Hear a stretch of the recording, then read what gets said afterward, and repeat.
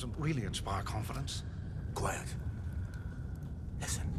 Eusebius, keep your eyes down.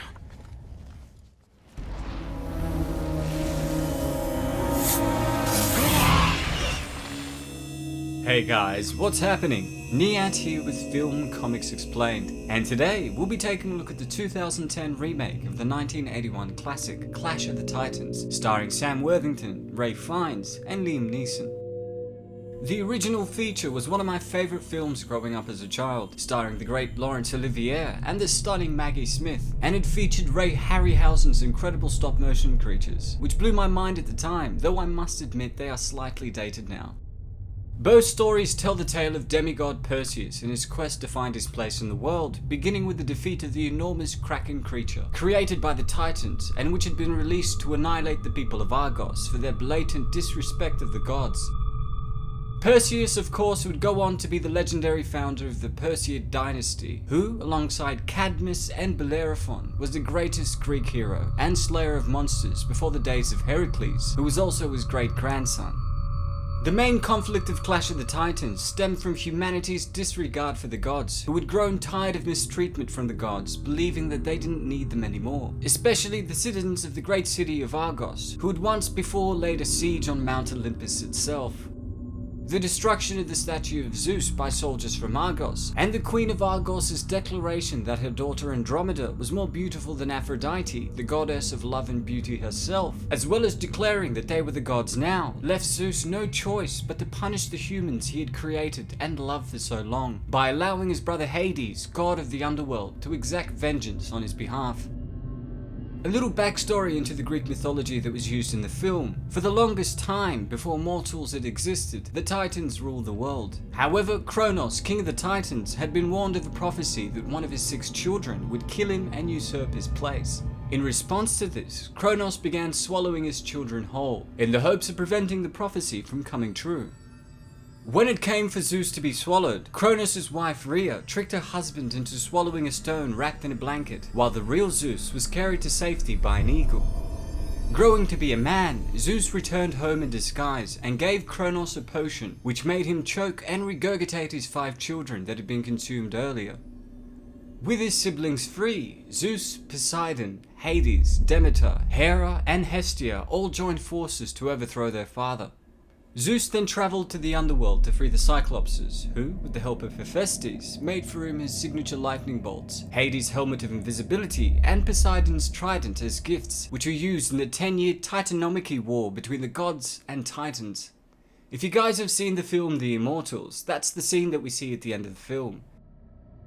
Now, after the gods had emerged victorious, Zeus banished his father Kronos and the other Titans to Tartarus. He then became the god of the sky, as well as the god of gods, and created humans to populate the world, drawing strength from their prayers. Poseidon was given lordship over the seas, while the poor Hades was doomed to the underworld for eternity. Many years after this, Perseus, king of Argos, revolted against the gods for their mistreatment of man, and laid a siege on Mount Olympus, to which Zeus responded by bedding his wife, Queen Danae. Enraged that his wife had given birth to the son of Zeus, Perseus threw his wife and the newborn child of Zeus into the ocean, and though Queen Danae perished in the rough seas, the infant Perseus had survived. Found in a box with his deceased mother drifting in the ocean, the young Perseus was taken in by a fisherman and his family, and raised by the good people who showed him the value of love and honor. Unfortunately for his new family, the hatred towards the gods from the city of Argos had not changed, with the soldiers of Argos seen destroying the giant statue of Zeus. Seeing this as an opportunity to trick his brother Zeus into giving him more power, Hades burst out from the ocean as a manifestation of the Furies, which were black humanoid bat-like creatures that began attacking the men. The god of the underworld then combined his form into a ball of fire, destroying the small shipping vessel carrying Perseus and his family, killing all but the demigod in the process. While Zeus and the other gods on Mount Olympus were generally loving and just, relying on the reciprocated love and prayers of mortals, Hades drew his power from fear, and after seeking permission from Zeus to strike fear into the heart of all mortals, Hades assaulted the palace of Argos and gave the people of the great city a choice of either sacrificing their princess Andromeda, whom they just compared to Aphrodite, within 10 days, or face destruction at the hands of the Kraken.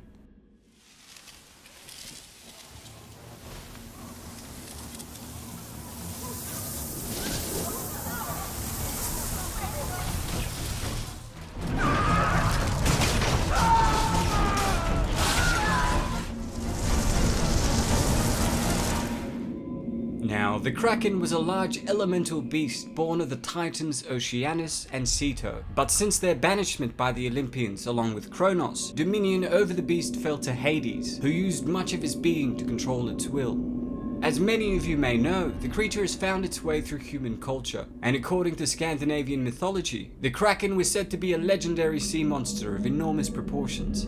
Described as a cephalopod resembling a giant octopus, the enormous 1-mile-long sea creature was known for attacking ships and dragging them to the depths. In the film, the enormous monster was at least 500 feet tall and featured 2 massive claw-like hands, 4 enormous tentacles stretching 200 feet with a sharp barb at the end, and 4 gigantic legs resembling decapod crustaceans. The creature's endurance was matched only by its strength, and born from the womb of Titans themselves, this kaiju offspring was feared by Titans and gods alike. Wanting to ensure that his plans of dethroning Zeus would come into full effect, Hades also found and recruited the old king of Perseus, now known as Calibos, who was deformed by Zeus for his act of defiance. Giving him newfound power and purpose, Hades tasked him with defeating the vengeful Perseus, who, along with a few Argonian soldiers and some friends, were making their way to the north of Joppa to find the Stygian witches who could reveal a weakness in the Kraken. These witches were said to be hundreds of years old and had used their dark magic to sacrifice their eyes in place of a powerful shared mystical eye that allowed them to see into the past and future. On their way to Joppa, Perseus and his men were attacked by Calibos, who defeated a handful of soldiers with his newfound strength, before losing his hand, forcing him to flee. His blood, which seeped into the ground, then brought forth the Scorpiox, which were giant scorpions of incredible size and strength, to his aid. Closely resembling the design of the prehistoric Pulmonoscorpius, the first Scorpiox that we see were 25 to 30 feet long and preferred to hunt in packs, using their pincers and venomous stingers to incapacitate their prey. However, there were 3 larger Scorpiox that appeared after their kin were slain, which only halted their attack under the command of the Jinn, which were ancient sorcerers that had replaced their organs and limbs with dark magic and ash. Eventually confronting the witches, the 3 revealed that the head of the Gorgon Medusa, whose face turned anything that gazed upon it into stone, was the only way to defeat the Kraken. They also went on to say that although this was the only way to defeat the Kraken, none of the men that entered Medusa's den, including Perseus, would make it out alive. This of course was a half-truth, as although the men did unfortunately succumb to her gaze, Perseus, who was a demigod, was able to defeat her with his eyes closed. I personally thought that the tale of Medusa was just as sad as that of the men who died at her hands. Originally a beautiful maiden who was a priestess of Athena, she had devoted her life to celibacy before being wooed by Poseidon. Turning to Athena for help, she was instead punished by the goddess, with each wavy lock of her hair that once charmed Poseidon changing into a venomous snake, and her once gentle, love-inspiring eyes turning into furious orbs. These eyes, once looked on by another man, would turn them into stone, forcing Medusa to a solitary life of pain and abandonment. A much crueler fate, methinks, to that of the men who dared to take her on.